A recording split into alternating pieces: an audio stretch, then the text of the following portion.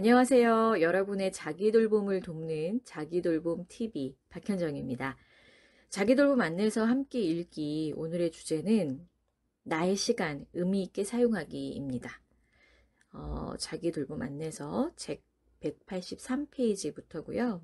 이렇게 질문을 하고 있습니다. 나의 시간 잘 돌보고 있나요? 어떠세요? 여러분은 자신의 시간을 잘 돌보고 계신가요? 우리 이런 말 되게 버릇처럼 하는 것 같아요. 뭐 한다고 시간이 이렇게 빨리 가지? 하는 일도 없이 너무 바빠. 와, 벌써 이렇게 시간이 됐어? 이런 말들이요. 그쵸? 왜 바쁜지, 그럼 어떻게 해야 하는지 잘 생각하지 않은 채 그냥 바쁘게만 살아가는 것 같아요. 마치 그 쳇바퀴 속을 막 달리는 다람쥐처럼 말이죠. 우리 인생이 영원하지 않아요. 그쵸? 그런데 그 영원하지 않은 시간을 허투루 쓰면 안 된다는 걸 우리 모두가 알고 있습니다. 그런데 중요한 것은 이 허투루라는 의미를 어떻게 받아들이냐예요. 어떤 분은 하루 스케줄을 막 분 단위로 계획하더라고요. 낭비하는 시간이 없게끔 한다는 것인데, 그런 하루를 보내고 하루를 돌아보면 아마 뿌듯하긴 할 것 같아요.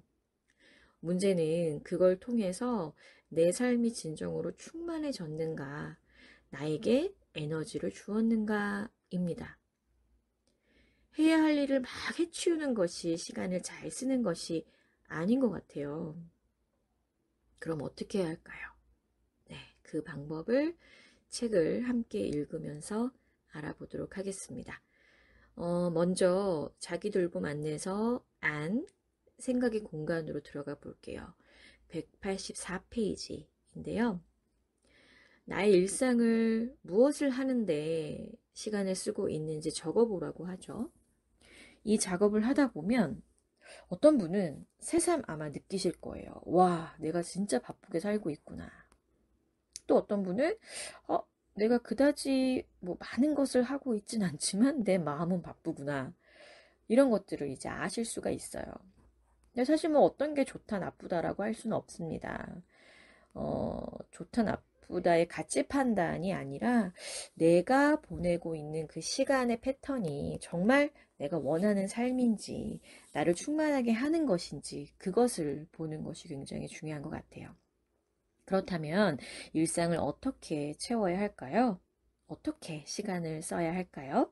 그것에 대한 좀 아이디어를 우리가 얻어봐야 되는데 이번 그 챕터 안에 지혜의 공간을 쭉 읽어보시면 아이디어를 얻으실 수가 있는데 전부 다 같이 읽을 수는 없으니까 일부분만 같이 한번 나눠보도록 할게요. 여러분과 함께 읽고 싶은 단락은 185페이지 두 번째 단락부터인데요. 같이 읽어볼게요. 저는 지난 10년간 일하는 엄마로 살아왔습니다. 강의나 상담이 없는 날에는 집에서 교환을 다듬거나 상담, 코칭 자료를 만들어야 합니다.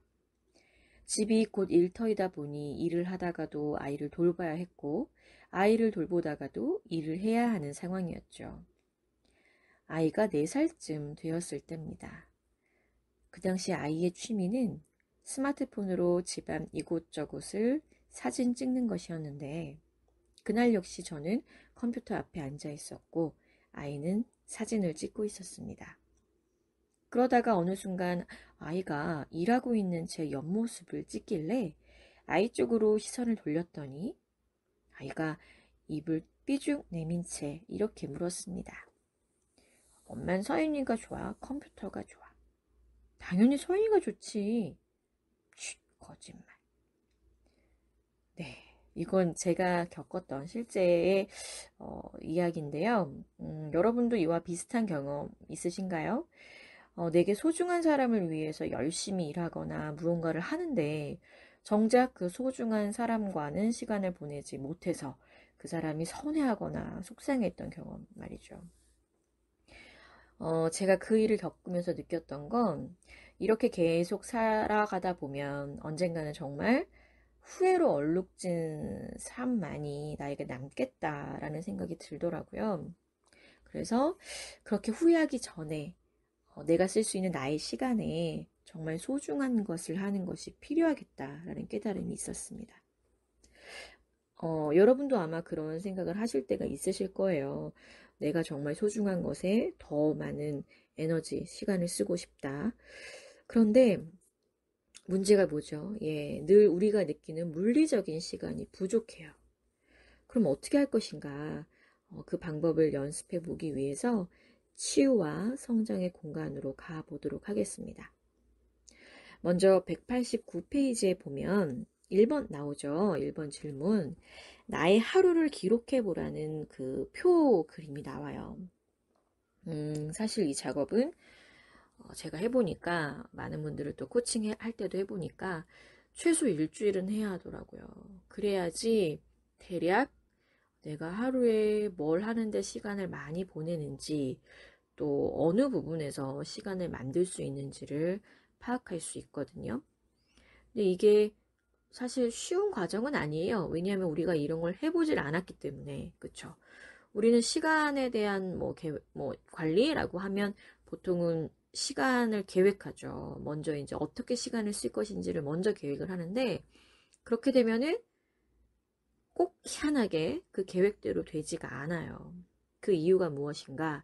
내가 사용하고 있는 실제 시간의 패턴을 알지 못한 채 무작정 이상적인 계획만 해서 그래요. 무슨 말이냐면 예를 들어 하루에 내가 쓸 수 있는 나만을 위한 시간이 1시간밖에 안 돼요. 근데 실제로는 근데 그것을 잘 모르고 계획을 하게 되면 하루에 내가 2시간 뭐 공부를 해야지, 자격증 공부를 해야지 이렇게 생각을 하면 내가 낼 수 있는 시간이 1시간밖에 안 되기 때문에 계속 그 계획이 지켜지지가 않는 거예요. 그럼 어떻게 되죠? 안 하고 싶죠. 내가 자꾸만 뭔가를 못한다는 생각이 드니까. 그래서 계획을 하기 전에 먼저 나의 시간 패턴을 알아야 돼요. 그러려면 시간을 기록해서 그 패턴들을 파악하는 게 굉장히 중요하다라는 거죠. 책 속에서는 사실은 그 지면 관계상 하루밖에 기록을 해볼 수가 없어요. 근데 아까 말씀드린 것처럼 적어도 일주일의 시간이 필요하기 때문에 일주일 정도는 그 시간 기록을 쭉 해보시면 좋으실 것 같아요. 근데 이제 이런 것들을 할 때 그냥 노트에 쭉쭉 해도 뭐 괜찮겠지만 제가 자기 돌봄 다이어리를 또 네이버에서 판매를 하고 있거든요. 그 자기 돌봄 다이어리는 나의 시간의 돌봄, 그 다음에 건강의 돌봄, 그리고 나의 마음 돌봄 이렇게 3가지 파트로 나누어져 있어요. 그래서 여러분이 지금 오늘 이 시간을 통해서 도움 받으실 수 있는 부분은 그 시간 돌봄 부분이 되겠죠. 나의 시간을 좀 기록해 볼 수 있는 그런 파트라고 보시면 될 것 같습니다. 그리고 그 자기 돌봄 다이어리는 3개월 정도의 분량이에요. 그러니까 나는 이런 걸 좀 꾸준하게 해보고 싶어 라는 분들도 분명히 도움이 되실 것 같습니다. 자, 그러면 치유와 성장의 공간 2번 질문으로 가볼게요. 2번은 1번에서 기록한 그 시간을 잘 살펴보면서 점검을 해보라는 그런 부분이에요. 질문을 쭉 따라가시면서 여러분의 시간이 지금 어떠한 상태인지 시간 점검을 한번 해보시고요. 3번으로 가보시면 내가 만들 수 있는 시간이 언제인지 그 시간이 만들어지면 무엇을 하고 싶은지 전반적으로 나의 시간을 잘 쓰기 위해서 계획해보는 공간이 나옵니다. 하나하나 해보시면서 이 시간 돌봄의 감을 잡으시면 좋을 것 같아요. 어떤 것이나 다 그렇지만 이 시간을 돌보는 것도 역시 습관이 중요합니다. 저 역시 한 7, 8년 된 것 같아요. 네, 그 전부터 꾸준히 시간을 기록하고 또 계획하고 사용하고 있는데 개인적으로는 사실 너무 도움이 많이 되었거든요. 그래서 제가 상담하고 코칭하는 분들께도 이 방법을 많이 제안드리고 있고 실제로 그분들도 효과를 많이 보고 계세요. 그래서 여러분도 꼭 한번 해보시기를 추천드리고요. 오늘은 나의 시간 사용을 점검하고 계획해보는 시간을 가졌습니다. 실질적인 시간 돌봄에 도움이 되셨기를 바라면서 네, 오늘 이 시간 마무리하도록 할게요. 구독과 좋아요 눌러주시고요. 전 다음 시간에 또 찾아오겠습니다. 감사합니다.